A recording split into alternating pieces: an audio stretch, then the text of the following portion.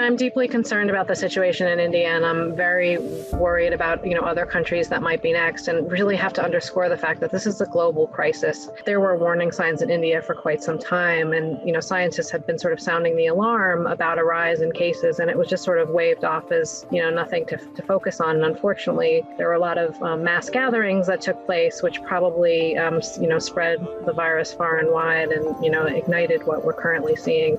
We have to recognize that our solving this problem, our, restoring to normal our lives, our restoring our economies and getting back to the trade and travel and everything that we enjoyed in 2019 really depends on helping countries gain control of this virus as much as possible.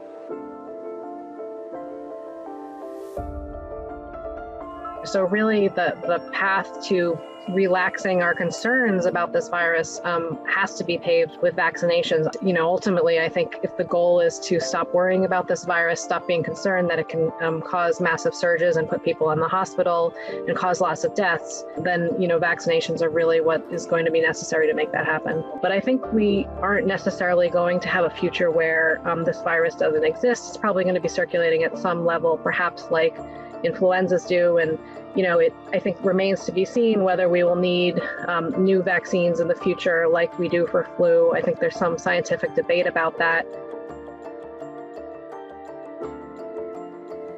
I'm worried about some of India's neighbors, Nepal, really staggeringly high case growth, Sri Lanka similarly, Mongolia, and then, somewhat confusingly, Malaysia and Thailand, Japan are seeing a rise in cases. They had previously, demonstrated the ability to bring their infections under control. And I really think that this just underscores how this is very much not a situation that's over. India is unfortunately a bellwether for other countries that haven't had a large surge in cases yet. We are seeing a really concerning rise in cases in a number of countries, some of India's neighbors, perhaps unsurprisingly, but also countries that have been previously doing quite well at controlling COVID. Australia has been quite effective at it, but there have been some costs in terms of citizens not being able to return to the country and other things. And the longer this situation drags on, you can imagine the pressures against those very strict measures gets greater and greater.